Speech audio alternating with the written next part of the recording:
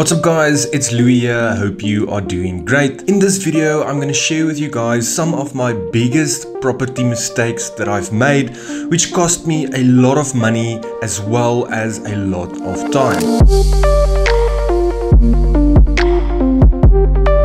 Some of the mistakes that I'm going to mention is very obvious and some of them are not so obvious. If you can avoid at least one mistake, it means that this video has done its job and it deserves a like and subscribe. With that said, let's jump straight into it. The first mistake that I made was trying to pay off my bond earlier. This is a rookie mistake and a lot of people talk about this, and it's not necessarily wrong, but if you want to acquire as much properties as possible, paying off your first property or your second property isn't necessarily the best way to do that. Obviously, you have a tenant that pays you a rental income, and that rental income should cover all of your costs. So why would you go and make extra payments on your bond if you already have someone that pays the bond for you? As soon as you start making extra payments, that is money that comes from your own pocket, meaning technically it is a liability and not an asset, because anything that takes money out of your pocket is a liability. Paying off a property earlier is a very old school way of thinking, and it is not necessarily the best idea. Let me just quickly show you guys a amortization table, which is basically a calculations that the bank use to determine how much money you need to pay them and how much goes to principal pay down versus your interest expense. This is just a amortization calculator from BetterBond, and let's say we made a loan for 500,000 Rand and we took it out over 360 months, which is 30 years at our current interest rate. If I click on calculate, we can see the months on the left hand side and we can see the amount due on the right hand side. This is the shocking part, because 4,896 Rand goes directly to interest payments. This is literally the amount that you are paying back the bank, and you are only reducing your capital by 151 Rand. So only 151 Rand is going towards your principal pay down, or let's call it your actual debt. Once I realized this, I decided that paying extra on the bond just means that you are paying back the bank the interest earlier and you're not really helping yourself in any way. Again, this means you need to pay money from your own pocket to reduce your interest payment. If you pay more on your bond, you can reduce your interest overall.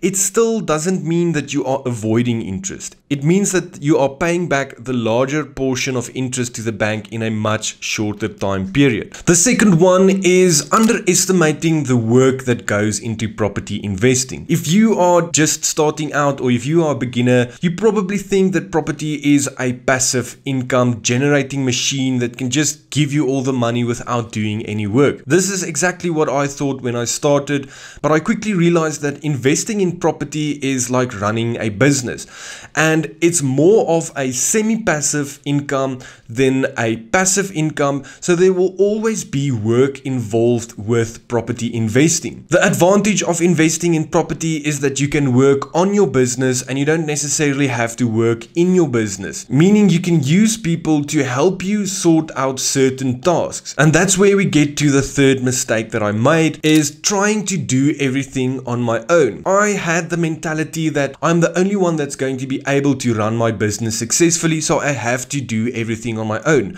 And this is the worst mindset that you can possibly have, especially when starting out, because without the right team members in your property business, you will not be able to succeed and successfully build a large property portfolio. This is something that I covered in my soon to launch property course, where I speak about all the important team members that you need in your team, as well as giving some recommendations to help you build a successful property business. Number 4 is underestimating all of the expenses. Obviously, property investing has a lot of expenses, but I didn't really think about all of the small expenses. I knew about your levies and your rates and taxes and agent fees, as well as your bond and transfer cost, but there's so many hidden expenses when investing in property. Some are very obvious and some are not so obvious, and these can be like holding costs, vacancies, repairs and maintenance, banking fees, initiation fees. So this was a huge mistake, and I basically kind of avoided figuring out all of the smaller expenses. So if this is something that you are currently doing, make sure that you run the numbers and understand all of the expenses involved in property investing. Then another one is not understanding location.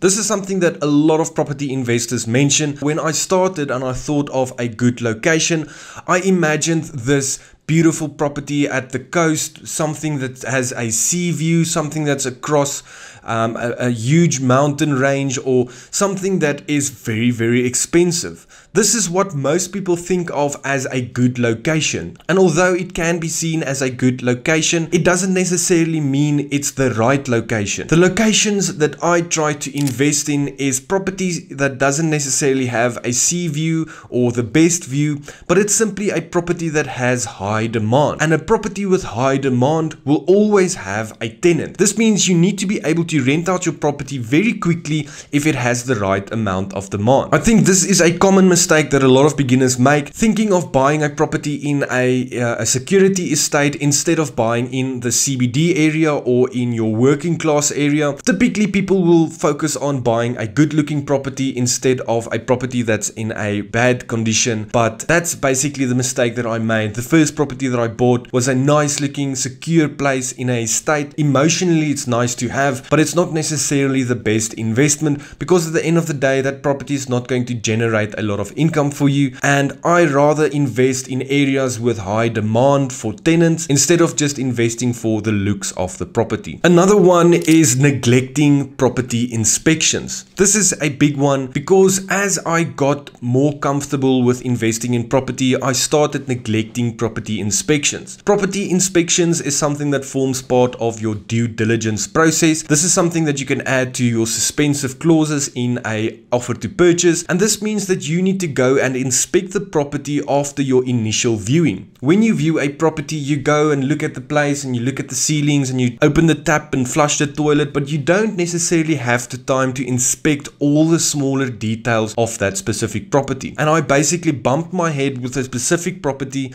where I had a lot of plumbing issues and I had to redo some of the plumbing. Although this is something that I budgeted for, but it is not necessarily something that I was aware of when I viewed the property. This just means that neglecting property inspections can actually cost you a lot of money. So I would advise you to make sure you inspect your property, especially if it's a full title property, because you are reliable for the maintenance inside as well as outside. Then lastly is underestimating the power of a good mentor. There's a lot of property gurus out there and there's a lot of free information on the internet, but when I realized that paying for certain education is very powerful, it skyrocketed my performance in my property investing journey. I basically paid a mentor to do one-on-one sessions constantly because I had specific questions that I couldn't find anywhere. This just helped me to get answers to those questions and to avoid basic mistakes like any other basic investor is making. I would suggest investing in yourself and building the right knowledge by getting a good mentor, buying property books, doing one-on-one consultations, buying courses, signing up for webinars or seminars. Any information that you can get that is specialized knowledge can be considered as mentors. So definitely consider that, because like I said, it helped me a lot. With that said, I hope that the mistakes that I mentioned is mistakes that you can avoid so that you can build a successful property portfolio.